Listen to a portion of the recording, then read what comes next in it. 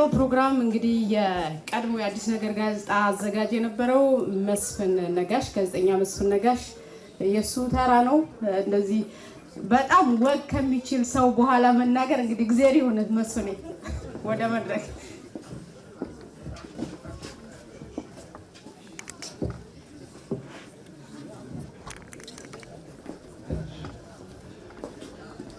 እውነት ነው። በጣም አስቸጋሪ ነው። አቶ ሰለሞን ቀጥሎ መናገር ትንሽ ጸሎትም ሳላደርስ አልቀረውም። ቤት እንደምን አመሻችሁ። በቅድሚያ ወለላይ እና ሀና እንኳን ደስ አላችሁ ማለት ፈልጋለሁ። ያው የመጨረሻ ተናጋሪ ሳልሆን አልቀርም። ስለዚህ ነገሬን በጣም ባጭሩ ለመቆጠብ እሞክራለሁ። ጉርሻና ቅምሻ ተደጋግሞ እንደተባለው 51 አጫጭር ታሪኮች ናቸው። ታሪኮችን የያዘው ግን ደራሲው ራሱ የትኞቹ ጉርሻዎች የትኞቹ ቅምሻዎች እንደሆኑ አይነግርንም። ለኛ የተወው ይመስላል። ስለዚህ መጽሐፉ ስታነቡ በዛው ይሄንን እየወሰናችሁ ትሄዳላችሁ ብዬ ተስፋ አደርጋለሁ። በርዝመት ምናልባት ግምት መስጠት ይቻል ይሆናል፣ ወይም በእርካታው መጠን ግምት መስጠት ይቻል ይሆናል። ወለላይ ምንም አላለንም። እንዲሁ 33 ጉርሻ ወይም 18 ቅምሻ ብያለሁኝ እኔ ለማከፋፈል ሞክሬ። ቁጥሩ ትክክል ይሁን አይሁን ግን አላውቅም። እስካሁን ከተባለው ላይ መጨመር የምፈልገው ሁለት ነገር ብቻ ነው። አንደኛው የመጽሐፉ የሚጀምረው ስብስተ ነጋሲ ትምህርት ቤት ወለላይ የአንደኛ ደረጃ ተማሪ ሆኖ በሚያመጣው ትውስታ ነው። ከዛ ደግሞ መጽሐፉ የሚያልቀው ወደ አዲስ አበባ ሊሄድ ነው በሚል አጭር ታሪክ። ሁለቱም ለኔ ወለላይ ከአገር ከምንለው ሀሳብ ጋር ያለውን በጣም ጥብቅ ቁርኝት ያስተላለፈበት ነው፣ ወይም እኔ እንደዛ ገብቶኛል። የመጀመሪያው የስብስተ ነጋሲውን ትዝታ የሚጨርሰው ለምሳሌ አንድ አስተማሪያቸው በርትታችሁ ተማሩ፣ ለዚች ሀገር ተስፋዋ እናንተ ናችሁ፣ ለዚች ለተጎሳቆለች ሀገር ምናምን የሚል የእሳቸውን ንግግር አስታውሶ ነው የሚያልቀው ታሪኩ። ወደ አዲስ አበባ ልመለስ ነው የሚለው እቅድ ነው። ምናልባት ጊዜ አግኝቶ የትኞቹን እቅዶቹን እንደፈጸማቸው ማወቅ እፈልጋለሁ። እና የሚያጓጉ እቅዶች አይደሉም። በነገራችን ላይ በአብዛኛው እሱ በሌለበት ያለፉ ቤተሰቦቹን እናቱን ጨምሮ መቃብራቸው ጋር ሄዶ ስለመነጋገር ነው የሚያወራው። ከቤተሰቦቹም ወጥቶ ደግሞ በተለይ በምርጫ 97 ህይወታቸው ያለፉትን ሰዎች ያስታውሳል፣ ብዙ ሰዎች ያነሳል። እና ጉጉቱ አገር ቤት ሄዶ እነዚህን ነገሮች ለማድረግ ነው። ከዮሴፍ ቤተክርስቲያን፣ ስላሴ ቤተክርስቲያን፣ ቅዱስ ስላሴ እና ደብረ ሊባኖስ ድረስ ነው ቀጠሮ። እስካሁን ስንት ጊዜ እንደተመላለሰ አላወቅኩም። አዲስ አበባ የትኞቹን እንዳሳካ አላውቅም፣ ግን ቃል እገባለሁ እያለ ነው የሚናገረው። እና እነዚህ የመጽሐፉ የመጀመሪያ እና የመጨረሻ ታሪኮች ለእኔ ትንሽ አሳዛኝ ድባብ ያለባቸው፣ ይሄ አሳዛኝነት ደግሞ ከወለላይ አገር እውነታ የሚመነጭ አርጌ ወስጀዋለሁኝ። ወለላይ ራሱ ምን ይለናል? መቅደሙ ላይ በከፊል እውነታና በከፊል ምናባዊ ፈጠራ የተሸመኑ አጫጭር ታሪኮች ናቸው እዚህ መጽሐፍ ውስጥ ያሉት ይለናል። ስለዚህ ራሱ ደራሲው ነግሮናል፣ እውነትና ፈጠራ ተቀላቅሎ ነው የቀረበው የሚል። በእኔ እምነት እንደ ሂስ አይደለም እንደ አስተያየት የሚወሰድልኝ፣ ግን እንዲህ ባይሆን እወድ ነበር። አሁን ወለላይ የተከተለው የጽሁፍ ስልት በሊትሬቸር ፊክሽናላይዝድ ሜሞዋር ይባላል። የአንድ ሰው የግል ታሪኮ የግል ገጠመኞቹ ናቸው፣ ግን በፈጠራ ይሞላሉ በተለያየ ምክንያት። አንዳንዴ ጉዳዩን ወደ ሌላ ዳይሬክት ለማድረግ ሊሆን ይችላል። አንዳንድ ጊዜ የማያስታውሳቸውን ምልልሶች በፈጠራ ለመሙላት ሊሆን ይችላል። ለኔ ግን አንድ ያሳሰበኝ ነገር ምንድነው የተወሰኑትን ታሪኮች ወለላይን የምንቀርብ ሰዎች እናቃቸዋለን፣ እውነት ናቸው። ይሄን መጽሐፍ ከ20 ዓመት በኋላ የሚያነብሰው ያ አድቫንቴጅ የለውም። እኛ ወለላይን በማወቃችን ለምሳሌ ስለ ሰሌ የተጻፈው ታሪክ ከ20 ከ30 ዓመት በኋላ ይሄን መጽሐፍ የሚያነብሰው ምን ያህል እውነት ምን ያህል ውሸት እንደሆነ የሚያውቅበት መንገድ የለውም። መጽሐፉ አምኖን የጀመረው ደራሲ የእውነትና የልብ ወለድ ድብልቅ ነው ብሎ ነው የጀመረው። መጽሐፉን ቀድሜ አይቼው ቢሆን ኖሮ ከመታተሙ በፊት ይሄን አስተያየት ይሰጥ ነበር። ቢያንስ ሁለቱን ለያይቶ ማስቀመጥ ይቻል ነበር።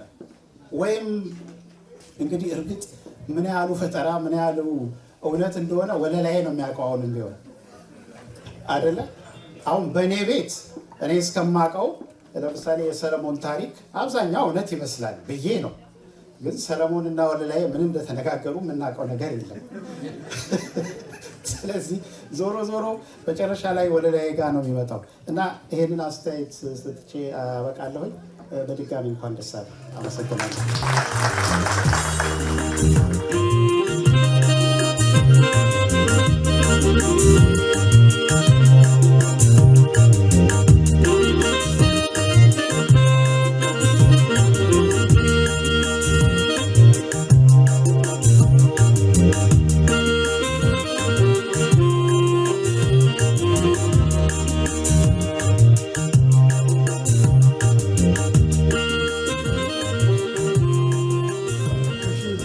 እንደምን ዋላችሁ። በቅድሚያ ሰላም ላለው በማስከተል ወለላይን እጅግ አድርጌ ለዛሬው ቀን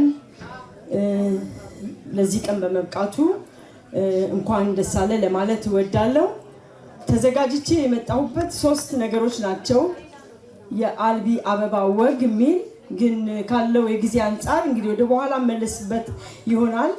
የብዕር ሰው የሚል አንድ መጣጥፍ አለኝ። እሱን ለወለላይ በእጁ ልሰጠው እችላለሁ። አሁን ግን በጣም ወሳኝ የሆነውን አንድ ነገር ለእናንተ ላቀርብላችሁ እወዳለሁ። ይሄ ምንድነው? ሁላችንም ከስማችን ጀርባ ያለው ማንነታችንን አናውቀው። ምናልባት እኔን የምታውቁኝ በማራኪነት ነው፣ ማራኪ በሚለው ስሜ ነው፣ ወይ ደግሞ እናት አባቴ ባወጡልኝ ስም ነው። ከዛ ጀርባ ያለው ኢትዮጵያዊነታችን ምን እንደሆነ ግን የኔን ታሪክ አስታክኬ ሁላችሁም እንድታስቡት ሁላችሁም ማንነኝ እንድትሉ የሚያስችል አንድ ጽሁፍ ለዛሬው መርጬ ይዤ ቀርቤያለሁ። ወደዛ ሄዳለሁ። እናንተና እኔ ስሜ በወርሃ መስከረም ተወልጄ በወራቱ አንጋፋ በአዲስ ዓመት ስሜን በስሙ መስከረም ብለው እናት አባቴ በኩራት ያወጡልኝ፣ በክርስትና ስሜ ደግሞ የብርሃን እናት ወላዲት ድንግልን ሙጥኝ ብዬ ስሜን በስሟ ማህደረ ማርያም ብለው ወላጆቼ ያሰየሙኝ፣ በዚህኛው ጎኔ ደግሞ ጥበብ በሾመችኝ መድረክ ላይ አንድም ጠላትን ወዲህ ደግሞ ወዳጅን ለመማረክ ማራኪ የተባልኩ አንደበተ ቁጥብ ልሳነ ጣፋጭ የውሃ ልኬን የማውቅ የልዑል እግዚአብሔር የንጉሥ ሴት ልጅ ኢትዮጵያዊት ጥቁር አልማዝ የከበረ እንቁ በማንነቴ የምኮራ ዘመን የማይሽረኝ ኢትዮጵያዊ ነኝ እኔ። ጀርባዬን ስመረምር አጥንቴን ሳጠና የማንነቴ ሀብት ተነግሮ አያልቅም ይቀረኛል ገና። አረ ገና ገና ጥልቅ ነው ታሪኬ፣ መዝገቤ ምጡቅ ነው በአምላክ ተባርኬ። ድርሳነ ገድሌ እንኳን ከምድሩና ዘልቋል ከደመና።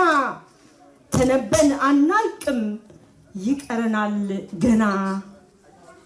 እኔ ማራኪ ስንቱን የዘመን አንቱን ከገፋች መሬት ተወልጄ ኢትዮጵያዊ የተባልኩ ከጥንታዊቷ ካንጋፋዋ የአዳም የሔዋን ምድር በመንፈሳዊ ልህቂነቷ ምሁራንን ፈላስፋን ያፈራች እንደ ሰው በምድር የሚኖሩ እንደ ሰማያዊ መላእክት ደግሞ የሰማዩን ምስጢር ጠንቅቀው የሚያውቁ ከመናንያኑ የቅዱሳን መፈልፈያ መሬት ላይ የበቀልኩ ነኝ እኔ።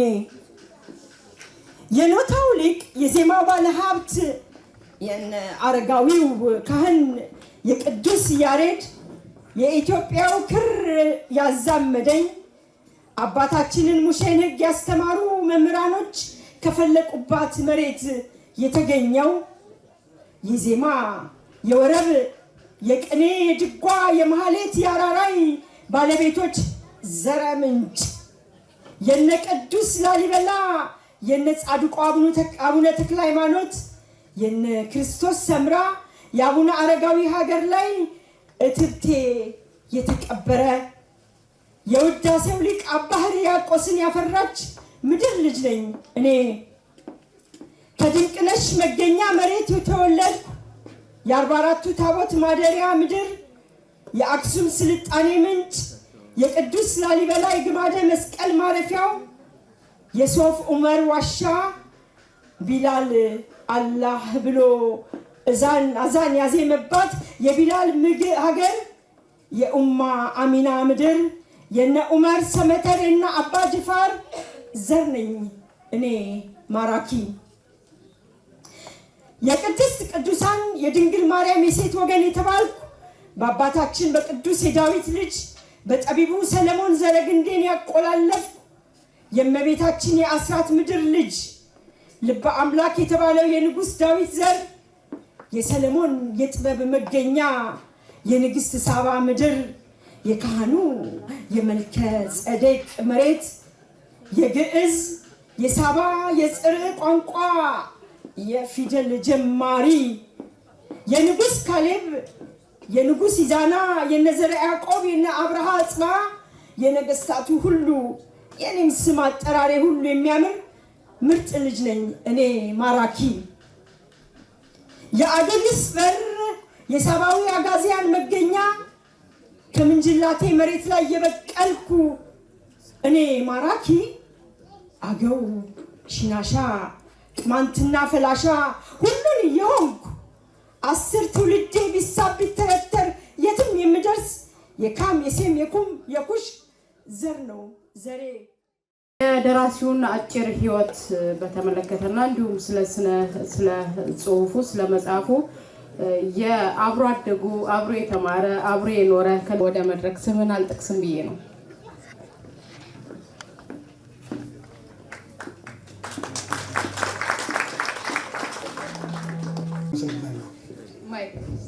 አባቶቼ እንኳን በደህና መጣችሁ፣ እንኳን በሰላም ተገናኘን። አዳሚዎቹ እንኳን በሰላም ተገናኘን። የሰው ልጅ በህይወቱ ዘመን የሚያሳልፈው 3 ኢንተርቫሎች አሉት፣ 3 ጊዜያቶች አሉት።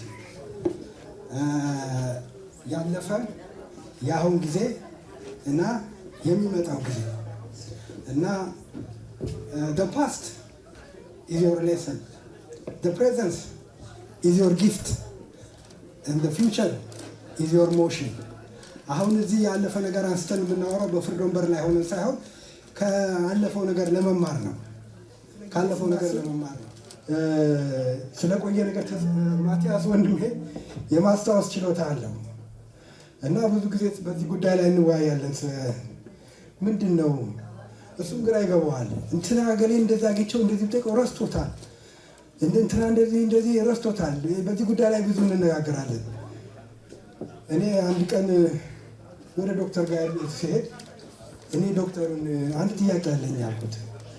በሌላ ጉዳይ ነበር ያልኩት። ጠይቀኛል ግን እንደው ትንሽ የደደብ ጥያቄ እንዳይሆን ስለው አይ የደደብ መልስ ነው እንጂ ያለው የደደብ ጥያቄ የለም ጠይቀኝ ብሎ አበረታታ። አይ እሺ አልኩና ለምንድነው አንዳንድ ሰዎች የማስታወስ ችሎታቸው ኃይለኛ ነው፣ አንዳንዱ ደግሞ በጣም የማስታወስ ችሎታ የለውም ስለው እንደው ረጋ አለና አየህ ምን መሰለህ አለ፣ በአንጎላችን ውስጥ አንድ ነርቭ ሴል አለ። ይህ የነርቭ ሴል አሲቲኮሊን የሚባል ኬሚካል ያመነጫል። ይሄንን ነገር ማመንጨት አእምሯችን በበቂ ሁኔታ ካላመነጨ የሰው የማስታወስ ችሎታ እየቀነሰ ይመጣና ለአልዛይመርን በሽታ ተጋላጭ ይሆናል እና ይሄ ነው ሚስጥሩ አለኝ። ኦኬ እና ማቲያስን ሳስበው በቂ አሲቲክ የሆነ ሰውነቱ ያመነጫል። ይሄ የባከነን ጊዜ በማየት አሁን ትናንት አይደለም ዛሬ ምን እላለሁ፣ ጊዜ ታክሲ አይደለም አይጠብቅም፣ ቆሞ ካልተጠቀሙበት ቶሎ ተሽቀዳድመው። ወንድሞቼ በመጨረሻ ለታዳሚያን ከከበደ ሚካኤል ከታወቁ ደራሲ ከከበደ ሚካኤል ድሮ 4ኛ ክፍል ሆነን ተረትና ምሳሌ ብለው ከጻፉት መጽሐፍ ለአብነት ለማስታወሻ ከዛች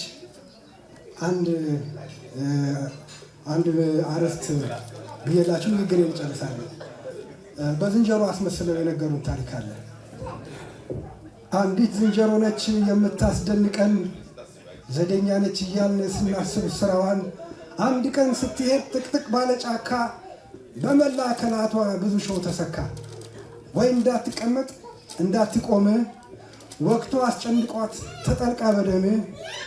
አንድ ሰው አየና ቀርቦ ጠየቃት፣ የትን እንቀልልሽ ንገሪኝ አላት።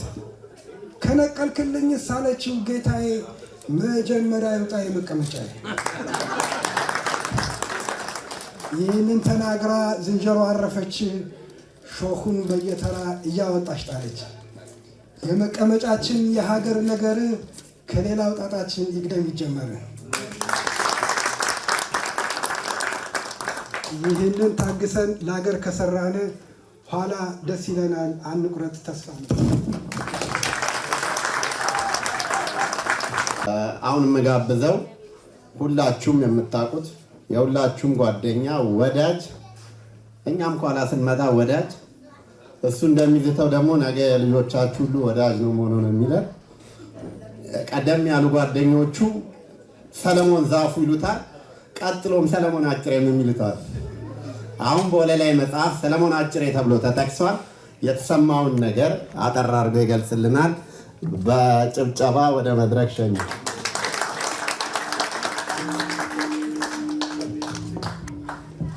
እሺ፣ በጣም አመሰግናለሁ።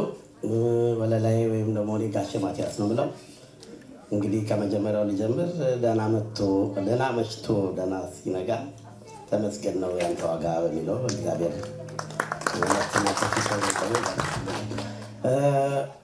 የእኔና ጋሼ ወለላይ ወይም ደግሞ ጋሼ ማቲያስ ብጀምር ደስ የሚለኝ ከመገናኛችን ነው ይመስለኛል። የዛሬ 15 ዓመት ገደማ ነው ስንገናኝ። በጣም የሚያስቅ ነው። እኔ ልዝናና አንድ ቦታ ሄዳለሁ እና ነፍሱን ይማረው እና አቶ አየለ የሚባል ቤት ነበረ። እዛ ሲሄድ በጓደኞቼ ጋር አንድ ላይ ሆኜ ያው እንግዲህ እንደለመድ ነው ምንድነው የሚያስተናግዱን ሴቶች ምናምን በሚል ነው ያየን ነው እና እዛ ልክ ምግብ ለማዘዝ ስንጠራ ቀደም በጠራው ስም ወይም ደግሞ እሱ በጻፈው በመገርታው ጀብራሬ መጣ። አሁን ሲመጣ ሳየው እኔ ቁጭ ብዬ እሱ ቢያክሉን አስቡ እንኳን ቁጭ ብዬ ምንም አላልኩም። አየውን ይሄ ሁሉ አንተን አልኩት።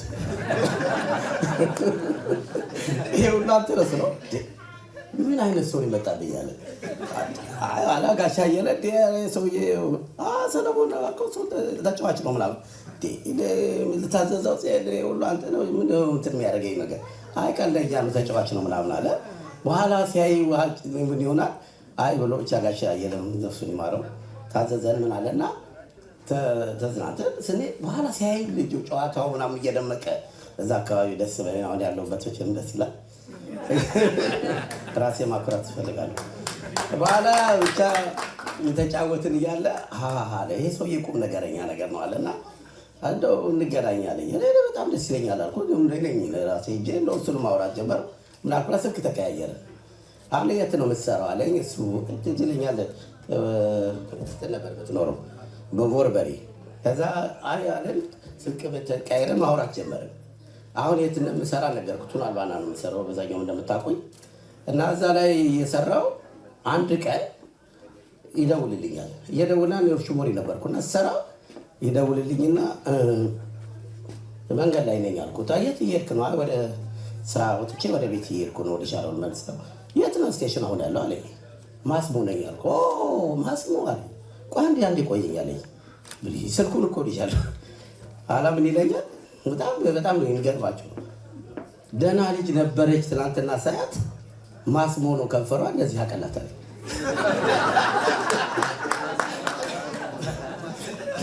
አወት ሾክ በቃላ አይደል እንዴ? በጣም ደነገጥኩ። በዛ እኔ ያለሁት ስቴሽኑን ነገርኩት። በቃ ተነጽፎ ከዛ በኋላ መከታተል ጀመርኩ። በእውነት ያው ባላሳጥሮ ብዬ ብዙ ነው ወሬው፣ በጣም ብዙ በቃ ልታስቡት የማትችሉት ብዙ እውቀት ከሷ አገኘሁ። አንዳንድ ጊዜ በቁመት በልጠዋለሁ በምናገረው ነገር፣ አንዳንድ ጊዜ የምትናደርጋል። በእውነት ጋሽ ማቲያስ እንደምልህ ብዙ ነገር አስተምረኛል። ብዙ ነገር አድርገናል። ከዛም አልፎ በነገር ብዙ ቦታም ሄደናል። ከዚህም ጀምሮ ጀርመን ሀገር ድረስ ሄደን ነበር አንድ ጊዜ። እንደውም አንድ መንገድ ጠፍቶ ትዝ ይለኛል። አንድ ፈረጃ አሳየን ብለው ጭራሽ የሱን ቤት ያሳየንበት ጊዜ አለ። እና ምንድነው በነገራችን ላይ ትናንትና ደግሞ አጋጣሚ ሆኖ ኢንተርቪውን ሰምቼው ነበረ። የእሱ ያደረገው በትናንት አድርጎ እና በጣም ጥሩ ኢንተርቪው ነው እንትን ያደረገው። ምንድነው አብዛኛው የገለጸው እኔ እንደውም እንባዬ እስኪመጣ ነው። ምንድነው እኔ ዝም ብሎ በማወቅ የጻፈ ይመስሎኝ ነበረ። ለካ በኋላ ቁም ነገር አለው። ቁም ነገሩ ምንድነው እዛ ላይ ለካ በእኔ በሰለሞን በሚባለው ሰለሞን አጨለ በሚለው ውስጥ ብዙዎቻችሁ ትታያላችሁ።